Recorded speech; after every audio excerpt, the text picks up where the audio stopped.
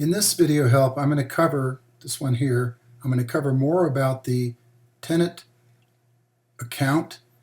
Now, I did say before, and this is very important, that anytime you come into this tab, that you always type in the name of the tenant for this particular lease period or rental period, and then if it's ended, you start the next one by starting the next record.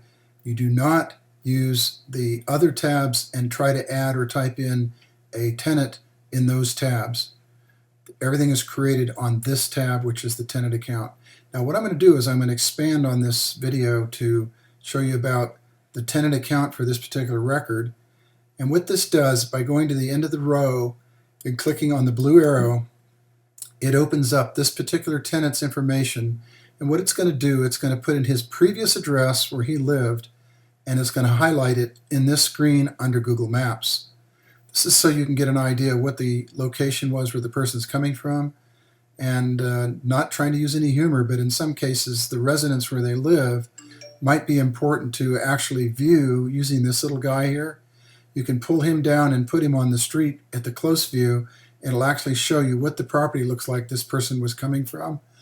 And I remarked one of my clients had come in and came back to me using this app and found that the person that was where they were living and the residence where they were living had a four-wheel drive truck up on jack stands, and the front lawn was covered with trash and garbage and an old beat-up couch.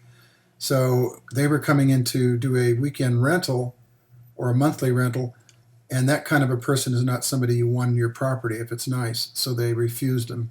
So it's almost like doing a credit check. You can do a visual look at the residence. Another person told me they went to look at the residence this person claimed when they were coming in to do a lease, and it was a vacant lot, which indicated either Google's maps were old or the property that the person was looking at where they lived didn't exist where the house was supposed to be from the residence they were coming from.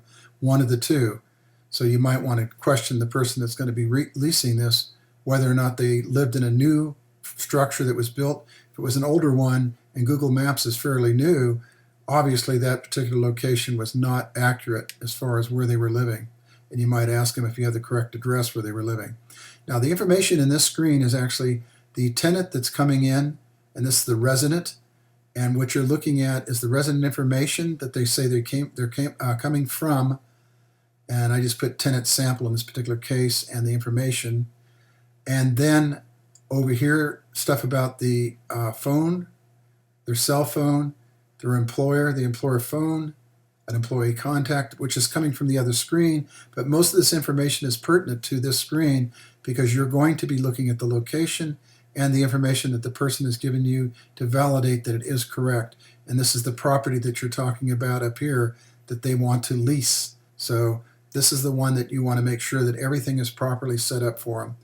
Recalling that you have to either commit or revert once you leave this screen as far as any edits that you made. If you're on the server, if you're on FM Go or a desktop app, you do not have to do that. To go back to the tenant screen, you would click this arrow. It'll take you to a list view by property. And then you pick the list view record for the one that you're actually looking at to go back to that. This is done so that if you're coming out of that screen, if you come in from another screen, you can go back and pick the tenant record that you want to go see. In this case, we can come back and you can see that this tenant record is the one you want to actually review again.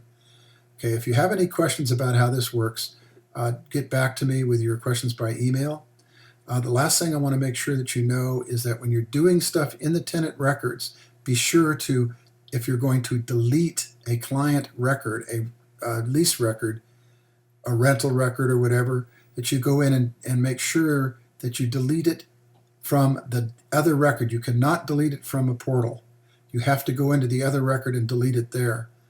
Make sure that you look for the delete buttons on those screens and delete them in that area, and then they'll take that record out. You cannot do it from a portal. Thank you.